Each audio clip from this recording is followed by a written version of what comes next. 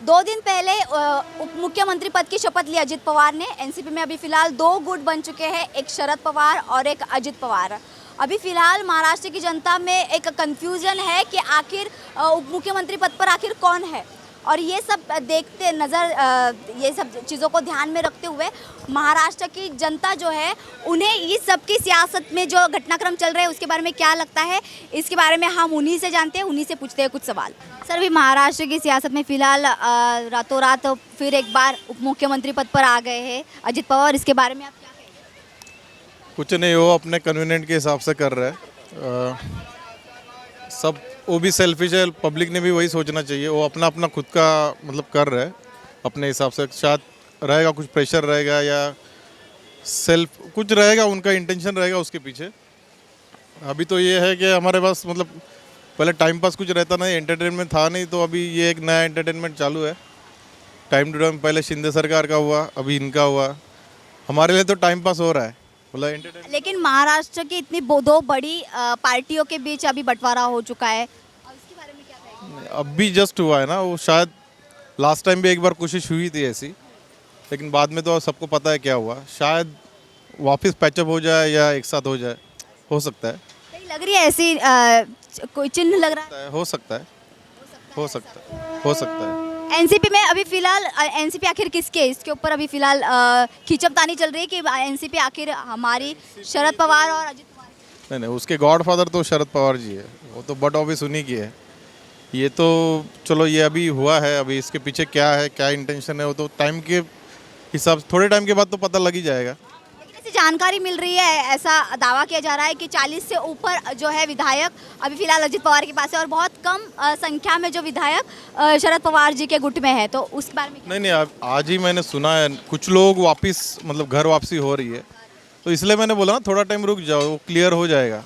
शायद कुछ लोग प्रेशर में आके भी साथ दिए हैं, तो वही लोग वापस आ रहे हैं।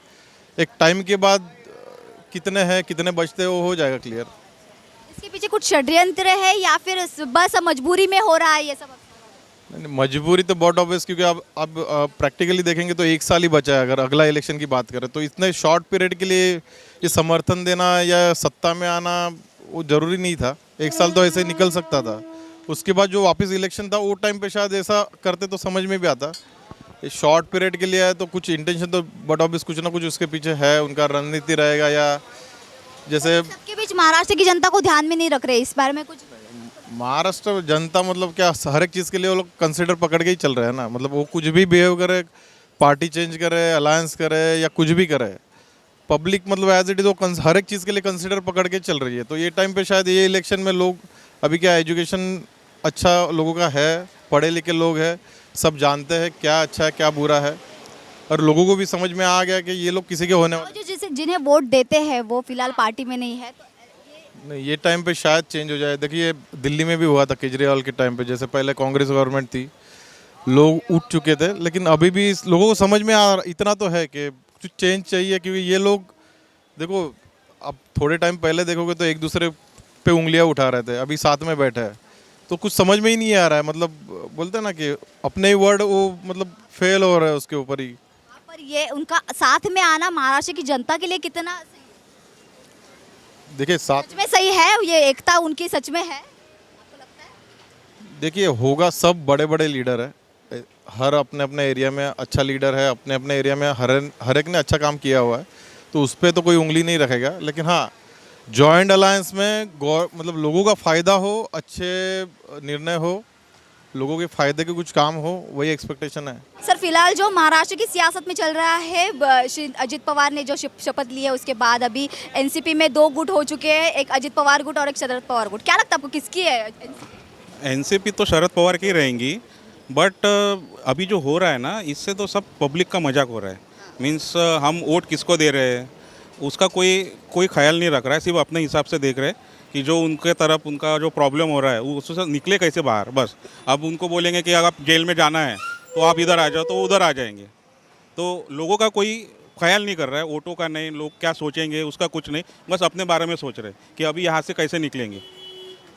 और बस अभी डर से जो है वो ईडी के डर से बोलो या फिर किसी भी डर से लोग पार्टियां बदल रहे हैं। लोग एक पार्टी से दूसरी पार्टी में रातों रात जा रहे हैं, रातों रात मंत्री पद की शपथ लेने ये दूसरी बार हो रहा है। इसके बारे में यही ना, तो ये कि मजाक हो रहा है।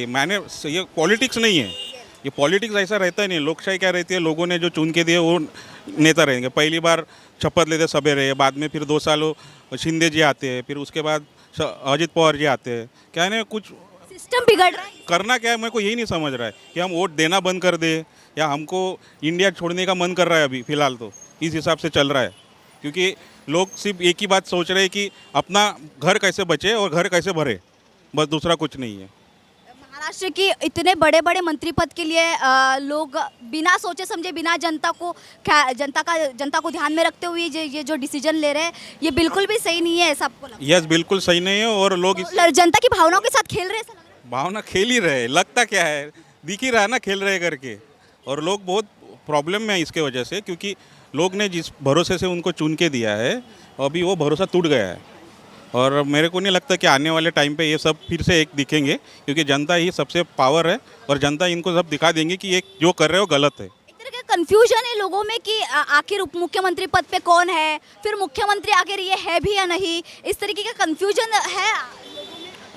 हाँ, कन्फ्यूजन है ना, कि देखो ना चॉइस को क्या कर रहे हैं, हो क्या रहा है, कुछ समझ में नहीं आ रहा ना। अभी आप मुख्यमंत्री के लिए 3-3, 4-4, 2-2 मंत्री पद उप मुख्यमंत्री कर रहे हैं, ऐसा कैसे हो सकता है? 2-2 उप मुख्यमंत्री, यानी कुछ भी हो रहा है ना, यानी सिस्टम के साथ खेल रहे हैं ये लोग। अब ऐसा नहीं है कि मैं इनसे खपा हूँ, बट ठीक है ना यार, अभी 2 महीने 1.5 साल बचा था, अब इलेक्शन होने देते ना, उसके बाद जो करना था कर। अभी इलेक्शन है, आप ऐसा कर रहे हो तो लोगों को भी तो कन्फ्यूजन है कि क्या कर रहे हैं, किसको वोट दे। तो लोगों का तो ख्याल रखो कि लोगों ने आपको क्या समझ के वोट दिया था। अब मैं विदर्भ से बिलोंग करता हूँ और मेरे लिए बहुत अच्छी बात है कि हमारा उप मुख्यमंत्री विदर्भ से है, बट अभी ये राष्ट्रवादी भी फिर से आ गए तो फिर हम क्या सोचे कि क्या इनको अपने हिसाब से करना है, तो फिर हमारे से वोट क्यों मांगते हो? आप ही डिसाइड कर लो, रातों रात आप ही कर लो। तो हमारी लाइफ में तो कोई चेंजेस हो नहीं रहे, इनके लाइफ में चेंजेस हो रहे सिर्फ उनके वजह से। इन शॉर्ट सर, अब फिलहाल भविष्य जो है महाराष्ट्र का वो बहुत ही खतरे में है, ऐसा दिखाई दे रहा है, क्योंकि जनता को कुछ भी समझ नहीं आ रहा है कि आखिर हम वोट किसे करें, सपोर्ट किसे करें, कौन किसकी पार्टी का है, ये भी समझ में नहीं आ रहा है। इसी कंफ्यूजन में है फिलहाल महाराष्ट्र की जनता। 2 टीम हो चुकी है, एक उद्धव सर, शरद पवार, और अभी इधर दूसरी टीम है शिंदे सर, फडणवीस सर और अजित पवार। यानी एक महाराष्ट्र में 2 टीम के दो पार्टी के 3-3 टीम हो चुकी है, तो आदमी तो कंफ्यूज होगा ना मैम। सर, ये इतने दिनों में, इतने 2 सालों में 2 बहुत ही अहम जो पार्टी है महाराष्ट्र की, उसमें बंटवारा हो चुका है, उसके बारे में क्या बोलेंगे? अब बंटवारा हुआ है या करवाया हुआ है या काम के वजह से हुआ या प्रेशर के वजह से हुआ, वो तो वो खुद ही बताएंगे या आने वाला टाइम लोग उनको बताएंगे। राष्ट्रवादी के साथ स्पेसिफिक यूनिट है, मतलब जहाँ पे उसका वोटिंग बैंक है गांव साइड में, उसके जो पश्चिम महाराष्ट्र में हम देखें तो बाकी कोकण में तो नहीं है, सिटीज़ में नहीं है, तो एक 40 या 45 का आमदार का वो उनका यूनिट है, उसके ऊपर तो नहीं जाने वाला है वो। और बीजेपी का मैक्सिमम बीजेपी के साइड में है, बीजेपी का जो ग्रोथ है वो साइड में महाराष्ट्र बीजेपी के साइड में ही है, कि शिवसेना अभी तो टूट गई है, तो मैक्सिमम वोटिंग है मराठी लोग के वो बीजेपी को ही जाएंगे। हाँ, ये जो हुआ, ये रातों रात लोगों ने डिसीजन लिया, ये आपको लगता है? अभी क्या हो रहा है मालूम है, अभी आपको लगता है बीजेपी का कोई भी हाथ होगा?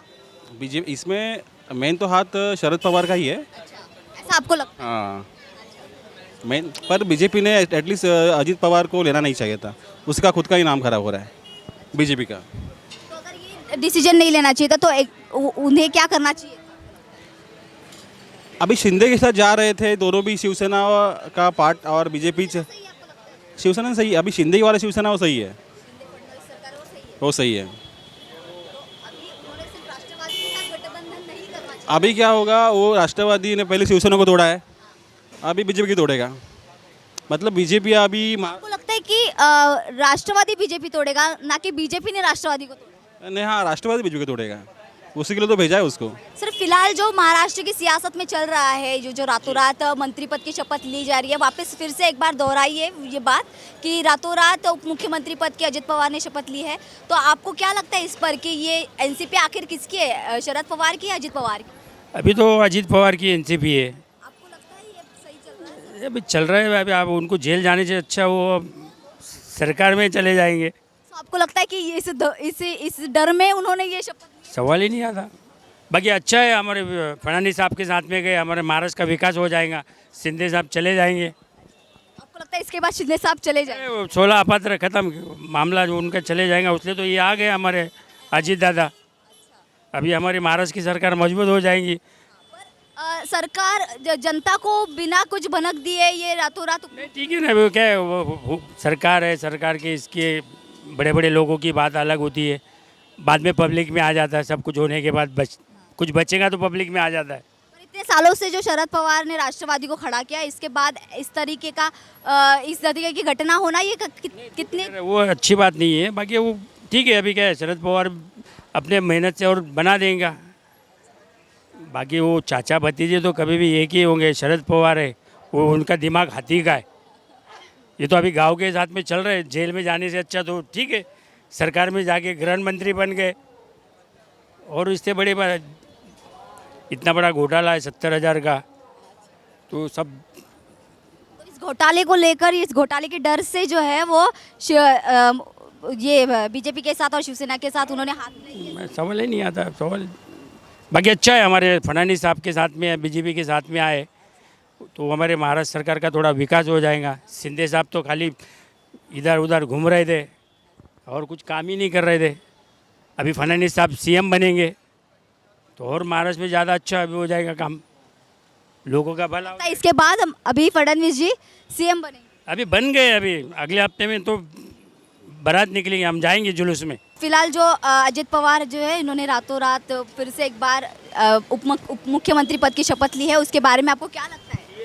नहीं, ऐसा तो करना नहीं चाहिए। राष्ट्रवादी ने भी देखा जाए तो, अगर सिटी बॉम्बे का बोलिए या ओवरऑल महाराष्ट्र का बोलिए, डेवलपमेंट करना है तो उस हिसाब से बीजेपी सरकार भी कोशिश कर ही रही है।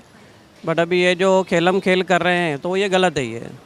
हाँ, अभी फिलहाल दो पार्ट हो चुके हैं एनसीपी के, एक शरद पवार गुट और एक अजित पवार गुट। आपको क्या लगता है ये किसकी है आखिर एनसीपी? एनसीपी तो शरद पवार की थी, अभी उन्होंने ही ये सब कुछ किया रहेगा कि भाई उनको भी कहीं ना कहीं उनके काम पूरे नहीं हो रहे होंगे, तो उस वजह से चलो भाई पार्टी को डिवाइड करना है और गवर्नमेंट को सपोर्ट करके अपने काम निकलवाना है, उस वजह से भी हो सकता है। तो इसके पीछे षड्यंत्र हो सकता है शरद पवार का, ऐसा? Yes yes yes, 100% Sharad Pawar ji का ही सपोर्ट है इसमें।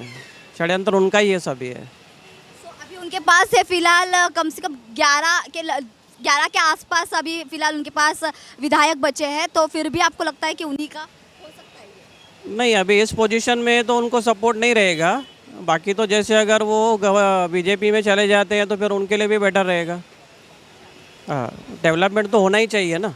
हाँ, पब्लिक जो चाहती है, कोई भी सरकार हो, डेवलपमेंट होना चाहिए। ऑलरेडी आप टैक्स भर रहे हैं, आप हो या मैं हो, टैक्स भर रहे हैं, तो उस चीज़ का तो बेनिफिट पब्लिक को मिलना ही चाहिए उस हिसाब से। पिछले 2 दिनों से महाराष्ट्र की सियासत में जो चल रहा है उसको लेकर महाराष्ट्र की जनता, आपने सुना कितनी कंफ्यूज नज़र आ रही है।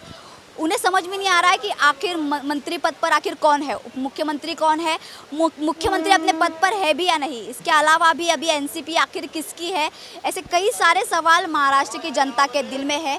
उन्हें इस सारे सवाल जो है वो उलझन में डाल रहे हैं कि आखिर हम वोट किसे दें आने वाली इस चुनाव में। ऐसे कई सारे सवाल जो है उसको लेकर हम आपके पास फिर आएंगे। कैमरामैन FS पटेल के साथ मैं प्रतीक्षा, N24 न्यूज़, मुंबई।